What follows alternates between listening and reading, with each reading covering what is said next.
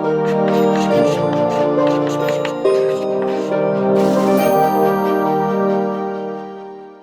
Friends, इस video में लोग पिछले वीडियो से आगे बढ़ते हैं और हमारा वही चैप्टर चल रहा है, व्यवसाय की उभरती पद्धतियाँ। इसी में हम लोग बात करेंगे, जो हम लोगों ने दोनों प्रकार, कुल 3 प्रकार देखे थे और फिर चौथा C2C अलग देखा था। तो B2B और B2C का मतलब क्या होता है, इसको थोड़ा डिटेल में इस वीडियो में बात करते हैं। तो फर्म से फर्म कॉमर्स का मतलब क्या है? एक व्यवसाय को कुछ भी बनाना है। क्यों बनाना है? क्योंकि उससे वस्तुओं और सेवाओं का निर्माण करना है। क्यों करना है? क्योंकि उसको समाज के लिए उपयोगिता बनानी है। तो उपयोगिता सृजन को हम लोग बोलते हैं क्या है? Value creation. ठीक है, इसी को हम लोग बोल देते हैं मूल्य सुपूर्ति। मूल्य का मतलब ये है कि आप कुछ ऐसा बना रहे हो जिसका लोगों के लिए कुछ मूल्य है, कुछ महत्व है, तो आपको वो डिलीवर करना है, सुपुर्द करना है। किसको? कंज्यूमर्स को, समाज को।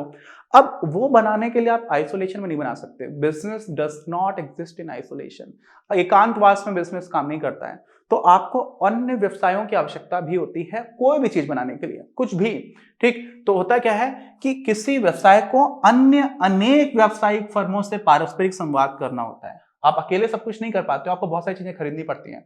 ठीक है, तो क्या होता है, जो कि पूर्तिकर्ता मतलब जो आपके सप्लायर हो सकते हैं, जिनसे आप सामान खरीद करके, रॉ मटेरियल खरीद करके कुछ काम कर रहे हो, या फिर विविध आगतों के विक्रेता। आगतों का मतलब क्या हुआ? इनपुट्स जो आपको चाहिए है अपना सामान्य या कुछ भी बनाने के लिए। ठीक है, अथवा उस माध्यम का हिस्सा हो सकते हैं जिनको हम लोग डिस्ट्रीब्यूटर्स बोलते हैं। आपने सामान बना दिया तो वो ग्राहकों तक सीधे सीधे आप थोड़ी बेचते हो, आप होलसेलर्स के पास जाते हो, आप डिस्ट्रीब्यूटर्स के पास जाते हो। ठीक है, फिर डिस्ट्रीब्यूटर रिटेलर्स को देते हैं जो दुकानदार होते हैं, फिर दुकानदारों से सामान बिकता है। तो आपको पूर्तिकर्ता के रूप में अन्य व्यवसायों से बातचीत करनी पड़ेगी, या फिर आपके इनपुट्स के अन्य विक्रेताओं से बातचीत करनी पड़ेगी, या फिर आपको अपना सामान बेचने के लिए डिस्ट्रीब्यूटर से बात करनी पड़ेगी। तो ये सभी क्या है? व्यवसाय हैं। तो इनके क्या होता है, जिसके द्वारा फर्म अनेक उत्पादों को उपभोक्ताओं तक पहुंचाती है। ये डिस्ट्रीब्यूटर्स का केस हो गया। तो इन सबसे आपको संवाद करना पड़ेगा। और यहां पर आपका जाता है B2B कॉमर्स। इसी को हम लोग हिंदी में क्या बोलते चलेंगे? फर्म से फर्म कॉमर्स। तो आगे हम लोग इसी को यही लिख करके फर्म से फर्म कॉमर्स करते हुए बात करते हैं। अच्छा, कंप्यूटर नेटवर्क का प्रयोग, क्रय आदेश। आपको सामान खरीदना है अपने सप्लायर से, आपने पहले ही उसको एक परचेज ऑर्डर दे दिया कि भाई साहब हमें ये सामान इतना इतना इस तारीख को चाहिए, तो वो अपना सामान बनाना स्टार्ट कर देगा। आपको जाने की जरूरत नहीं है, बहुत कॉस्ट एफिशिएंटली हो गया और बहुत जल्दी हो गया। ठीक, अच्छा फिर समझिए उत्पादन के निरीक्षण। अब आपने जो खरीदना है उसका आप निरीक्षण भी कर सकते हो। ठीक, किस दिन करना है, किस समय करना है। कई बार आपको फिजिकली जाकर के करना होगा, कई बार आप पहले से स्टॉक में दिखा सकते हो तो उसकी फोटोज वगैरह भी दिख जाती है। कई बार ऑनलाइन खरीद रहे होते हैं तो हम लोग उसकी फोटो देकर के भेजते हैं। तो वो आपको जो खरीदना है वो भी कर सकते हो, अपने सामान को भी आप दिखा सकते हो। ठीक है, इस उद्देश्य के लिए। फिर कल पुर्जों की सुपुर्दगी। कल पुर्जे क्या होते हैं? छोटे छोटे पार्ट्स होते हैं ना। बहुत बड़ी बड़ी कंपनीज हैं, कार कंपनीज हैं, तो वो क्या करती हैं, कई छोटी छोटी इंडस्ट्रीज को अपने कल पुर्जे पार्ट्स वगैरह बनाने का काम दे देती है। अब ये छोटी छोटी कंपनीज को पहले से आपने ऑर्डर दे दिया, फिर आपने डिलीवरी भी सही टाइम पर हो जाती है, तो आपको उनसे भी कांटेक्ट करना पड़ सकता है। ठीक, एवं भुगतान करने के लिए आपको पेमेंट करना है। इन सब के लिए आप क्या कर सकते हो? कॉमर्स का प्रयोग कर सकते हो। कौन सा कॉमर्स? E commerce. और ई कॉमर्स में कौन सा पार्ट? B2B। ठीक है, पार्ट तो क्या बोलेंगे, उसका प्रकार, एक टाइप है। अच्छा, फिर क्या पहुंच गया, कोई फर्म है या व्यवसाय है, अपनी वितरण प्रणाली, डिस्ट्रीब्यूशन सिस्टम जो है उसको बेहतर बनाने में। डिस्ट्रीब्यूशन सिस्टम में क्या होता है, जो आप बना रहे होते हो वो ज्यादा से ज्यादा लोगों को पता चले, उन तक पहुंच पाए, इसको हम लोग बोलते हैं डिस्ट्रीब्यूशन चैनल। जिस चैनल से पहुंच रहा होता है ना, जिस तरीके से पहुंच रहा होता है, तो वो प्रणाली को बेहतर करने की कोशिश में, उसमें सुधार लाने के लिए अपने स्टॉक की आवाजाही, अपने स्टॉक को जो मैनेजमेंट है, मैंने आपको लास्ट चैप्टर में वेयर हाउसिंग पढ़ाया था, तो उसकी बहुत इंपॉर्टेंस हो जाती है। पर उस समय भी वास्तविक नियंत्रण, तो इसको हम लोग बोलते हैं इंग्लिश में रियल टाइम कंट्रोल कर सकते हो। आपको एग्जैक्टली पता है कि अच्छा इतना सामान यहाँ पर पड़ा हुआ है। ठीक, तो बहुत सॉफ्टवेयर हम लोग उसमें यूज कर रहे होते हैं। लॉजिस्टिक्स भी बोलते हैं कई बार, उस सारी चीजों को मैनेज करके जल्दी से ट्रांसपोर्ट करा पाने में। तो वहां पर आप अपने ही वेयर हाउसेस को या फिर अपना जो स्टॉक है उसको बहुत अच्छे से मैनेज कर पाते हो। तो क्या हो जाता है, वो उसमें भी हम लोग इसी का प्रयोग कर रहे होते हैं। ठीक, क्यों? क्योंकि आप रियल टाइम कंट्रोल कर पाते हो। ठीक है, जब ऐसा हो रहा है, रियल टाइम का मतलब क्या है, जिस टाइम पर, उस टाइम पर ही, इंस्टैंटेनियसली बोलते हैं, तुरंत का तुरंत आपको पता चल जाएगा कि आपके पास ये स्टॉक इतना, ये स्टॉक इतना, ये स्टॉक इतना है। पहले ऐसा नहीं हो सकता था। आप लिखा पढ़ी में अगर मैनुअली करोगे, हाथ उससे मतलब हाथ से आप कॉपी पे रजिस्टर पे मेंटेन करोगे, तो आपको तुरंत चीजें नहीं पता चल पाएंगी। सॉफ्टवेयर में फीडेड है, वो अपने आप ही सब कुछ डेटा को एनालाइज करके इंफॉर्मेशन आपको तुरंत देता चला जाएगा। ठीक, तो ये हो जाता है। और साथ ही वह विभिन्न स्थानों पर स्थित मध्यस्थों के साथ भी बेहतर संपर्क स्थापित कर सकता है। मध्यस्थ मतलब कौन है? जो इंटरमीडिएट्स हैं। तो आप अच्छा संपर्क स्थापित कर पा रहे हो तो इलेक्ट्रॉनिक मीडिया की तरफ से। ये भी कोई ऐसी मतलब बहुत इंपॉर्टेंट चीज है, लेकिन सबको पता है, वैसी बात है। अच्छा, फिर ई कॉमर्स का प्रयोग सूचना प्रलेखों, ठीक है, सूचना प्रलेख क्या होता है, जो भी आपके डॉक्यूमेंट्स हैं वो, और साथ ही फंड्स की बात भी आ जाती है। मुद्रा हस्तांतरण, आपको पैसे कहीं से कहीं ट्रांसफर करने हैं, उसमें भी बहुत अच्छी गति में हो जाता है, तुरंत का तुरंत हो जाता है, में वृद्धि के लिए भी किया जाता है। तो ये हम लोग फर्म कॉमर्स की बात कर रहे हैं, क्यों कर रहे होते हैं यूज, इसकी बात कर रहे हैं। अच्छा, ऐतिहासिक रूप से जब हम लोग ई कॉमर्स की बात किया करते थे ना, तो इसमें क्या हो जाता था, एक तरह से इलेक्ट्रॉनिक डेटा ट्रांसफर की बात आती थी, ठीक है, इंटरचेंज की। आपने आपस में एक दूसरे से जो डेटा है, डेटा का मतलब क्या होता है, कुछ भी आंकड़े हो सकते हैं, कोई जानकारी हो सकती है, कोई लेटर हो सकता है, कोई डॉक्यूमेंट हो सकता है, वो आपने इलेक्ट्रॉनिकली एक जगह से दूसरी जगह पर भेज दिया। तो इसको हम लोग ई कॉमर्स में पहले ऐतिहासिक दृष्टि से ये चलता था, कितना ज्यादा डेवलप हो गया कितने कम टाइम में, है ना, बहुत चीजें से चीजें बदल रही हैं। तो इसको हम लोग ईडीआई बोला करते थे, इलेक्ट्रॉनिक डेटा अंतर विनिमय। तो अंतर विनिमय का मतलब क्या हुआ, इंटरचेंज। तो इस तकनीक को ही बोल करके लोग बोल देते थे कि ई कॉमर्स है, आपको वो बहुत ही छोटा पार्ट हो गया इसका। अच्छा, का प्रयोग कर B2B व्यावसायिक प्रलेखों जैसे क्रय आदेशों यानी कि परचेज ऑर्डर्स हैं, फिर बीजेक यानी कि इनवॉइसेस हैं, आदि को भेजना एवं प्राप्त करना सुगम बनाने से था। तो पहले हम लोग ई कॉमर्स को, उसमें भी B2B को इतना छोटा दायरा मान करके चला करते थे, ठीक है, अब तो बहुत बड़ा होता चला जा रहा है। और क्या हुआ, फर्म से ग्राहक कॉमर्स, अब हमारे ये अगर आ जाता है, ठीक है, तो पहला हम लोगों ने B2B तो पढ़ लिया, अब आ जाता हमारा B2C। अच्छा, अब ये दो स्लाइड्स में एक साथ पढ़िएगा। हालांकि होता क्या था, जब भी हम लोग अभी आमतौर पर जब ई बिजनेस की बात करते हैं ना, तो लोगों के दिमाग में सबसे पहले चीजें आ जाती है, क्या क्या आ जाती है, आमतौर पर ये आता है कि जो भी हमारी ई कॉमर्स कंपनीज हैं, फ्लिपकार्ट है, अमेजॉन है, पेटीएम है, अब तो फूड ऑर्डर्स कंपनीज भी आ गई हैं, स्विगी है, जोमेटो है, फूड पांडा है, इस तरह की कंपनीज हैं। तो इनकी ही पिक्चर एकदम से दिमाग में आती है ना। तो होता क्या है, ई कॉमर्स की जब बात करने पर दिमाग में जो बात सबसे पहले आती है वो है ऑनलाइन खरीदारी। सबसे पहले हम लोगों को, क्योंकि ज्यादातर लोग का अनुभव इसी दृष्टिकोण से होता है ना। लेकिन होता क्या है, समझना आपको ये चाहिए कि जब आप ऑनलाइन खरीदारी कर रहे होते तो कोई तो बेच रहा होगा। अब व्यवसाय के दृष्टिकोण से देखोगे तो वो तो ऑनलाइन बेच रहा है आपको सामान, लेकिन बेचना कर आपको वो सामान बेच पाए, इससे पहले उनको मार्केटिंग भी करनी पड़ती है। क्या करनी पड़ती है, आपको सामान दे पाने से पहले उनको विपणन में भी बहुत तैयारी करनी पड़ती है, ठीक है। जब तक मार्केटिंग नहीं होगी तब तो आपको समझ में नहीं आएगा कि उनका सामान एग्जिस्ट करता भी कि नहीं है, फिर उनका एक ब्रांड बनेगा, धीरे धीरे गुडविल बनेगी, ठीक है। तो होता क्या है, विपणन प्रक्रिया का परिणाम है। तो विक्रय यानी कि जो सेल्स हैं, तो पहले आप करते हो मार्केटिंग, उसके बाद से आपकी आती है सेल्स। सेल्स का मतलब क्या हो गया, विक्रय। अच्छा, तो विक्रय जो है वो मार्केटिंग प्रक्रिया का एक परिणाम है। और विपणन की शुरुआत उत्पाद को विक्रय के लिए प्रस्तुत करने से बहुत पहले हो जाती है, ठीक है। मतलब आपका प्रोडक्ट एक बार नहीं बना भी, उसके पहले भी मार्केटिंग स्टार्ट हो जाती है, ठीक। मुझे याद है, एक कंपनी है दूध की, मिल्क प्रोडक्ट्स की, नमस्ते इंडिया, ठीक है। तो काफी नई कंपनी है, काफी नई का मतलब कुछ 8-10 साल हुए होंगे।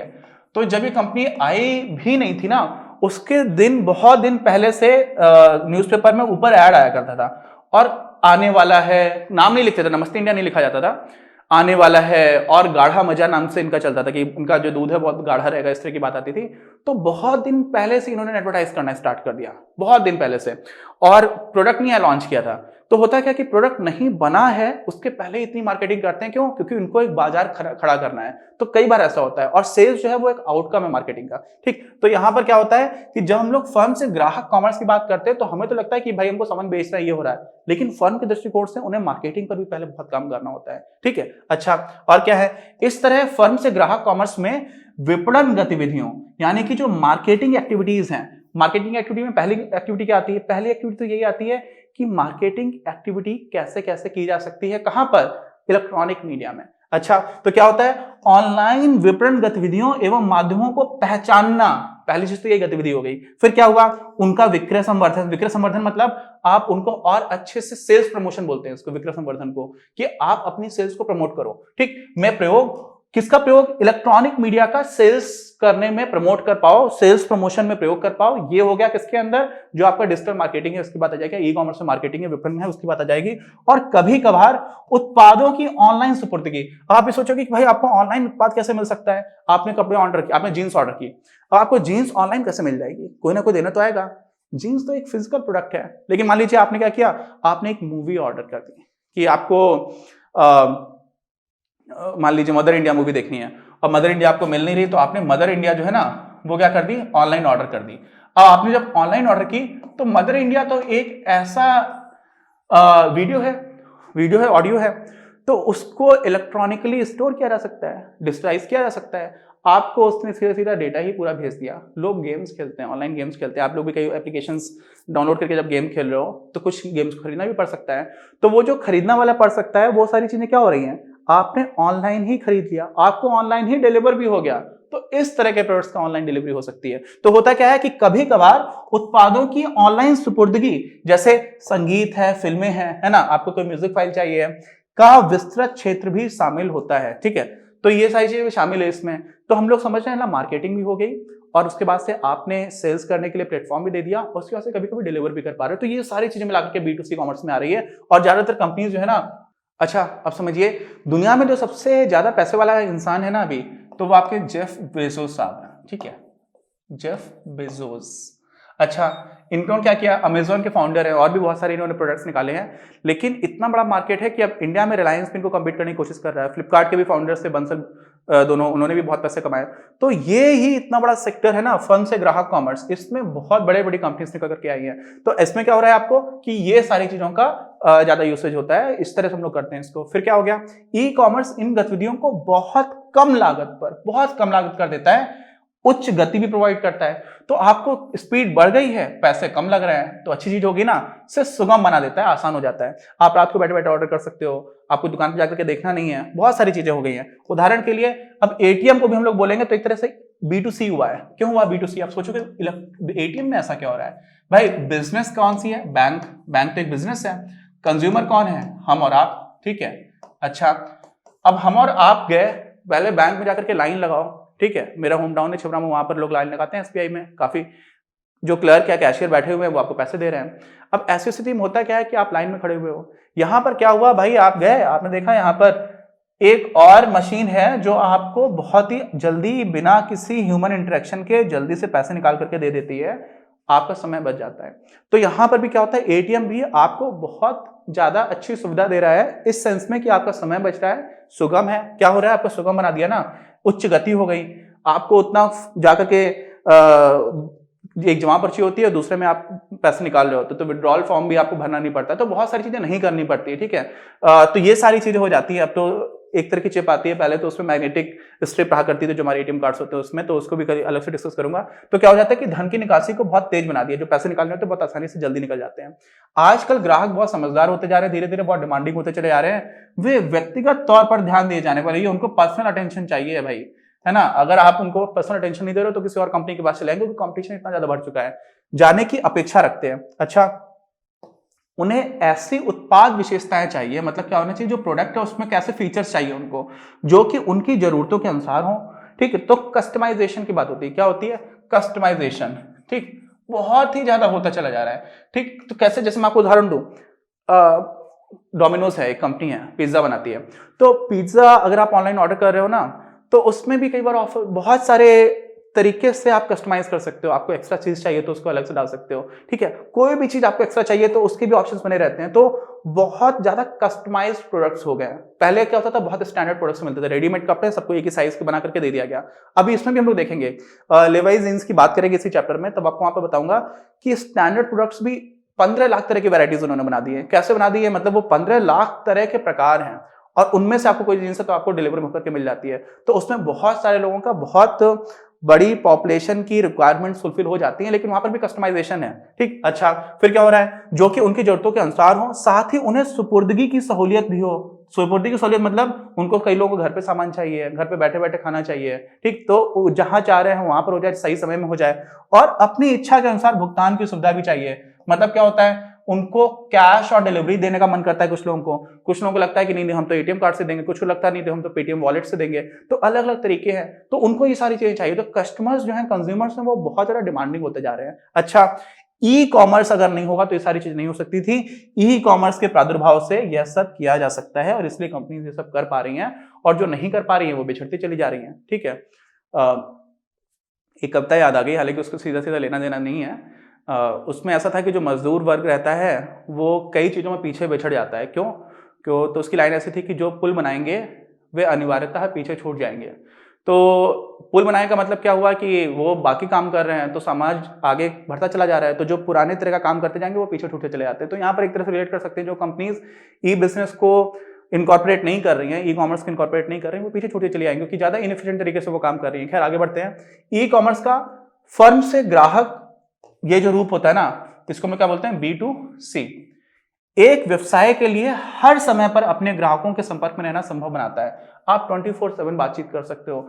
एप्लीकेशन है अमेजोन पर, रात 11 बजे सामान खरीदना है, रात को 3 बजे आप देख सकते हो कि कौन सा सामान आप खरीद सकते हो। तो वो 24/7, अब बिजनेस को क्या फायदा है कि आपसे सामान कोई कभी भी खरीद सकता है, और बिजनेस के लिए तो फायदा यही कि उससे सामान खरीदें, उसकी सेल्स बढ़े, तभी तो उसको प्रॉफिट होगा। अच्छा, और क्या हुआ, कंपनियां यह जानने के लिए कि कौन क्या खरीदना चाह रहा है, क्या ट्रेंड चल रहा है, इसके लिए कई बार सर्वे भी कराती है। आपको पता भी नहीं चलता, कई बार यूट्यूब वीडियो देखते हो तो उसमें आ जाता है कि आपको कौन कौन सी कंपनीज का नाम पता है, सर्वे कंडक्ट कराते रहते हैं।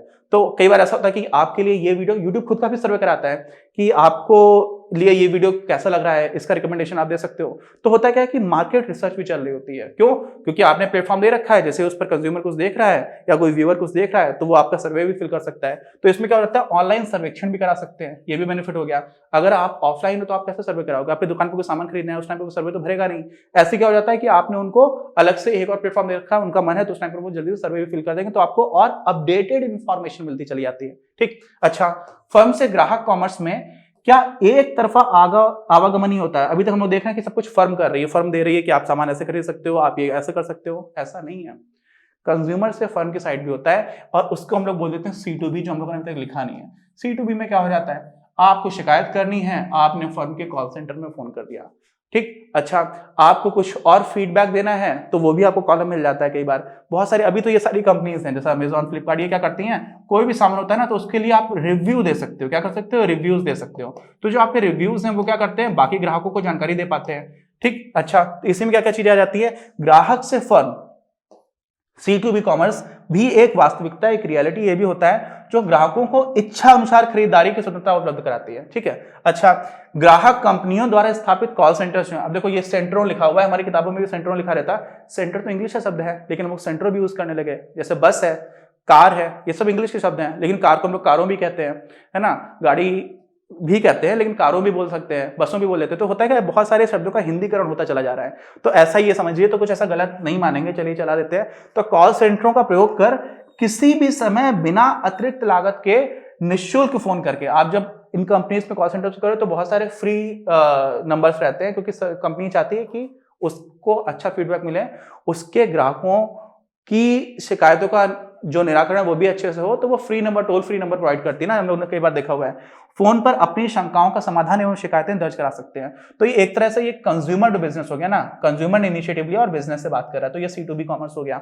अच्छा, इस प्रक्रिया की खासियत यह है कि इन कॉल सेंटरों अथवा हेल्पलाइनों की स्थापना फर्म को स्वयं करने की आवश्यकता नहीं होती है। इसमें हम लोग बिजनेस प्रोसेस आउटसोर्सिंग की बात कर लेंगे। जैसे मैंने आपको बताया था कि बहुत सारी अमेरिकन कंपनीज हैं, उन्होंने इंडिया में कॉल सेंटर्स खोल रखे हैं, कंपनी से संबंधित शिकायत है तो वो इंडिया में कोई इंसान सुन रहा है, कंपनी अमेरिका की है, कंज्यूमर भी अमेरिका का है, तो ऐसी चीज हो जाती है। तो क्यों? क्योंकि वो इंडिया में काम बहुत आसानी से कर सकते हैं। क्यों? क्योंकि इंफॉर्मेशन टेक्नोलॉजी है, इंडिया में भी वही सारे लोग बैठ करके इंग्लिश बोल करके अमेरिकन की ही प्रॉब्लम्स को सॉल्व कर सकते हैं, और अमेरिकन के लिए सबसे अच्छा ही है क्योंकि वो कम पैसे में काम करा सकते हैं, दोनों को बेनिफिट है। ठीक, अच्छा, हम लोगों ने दो तरह का मेनली B2B और B2C देख लिया, साथ में B2C के साथ ही C2B को भी थोड़ा सा देख लिया।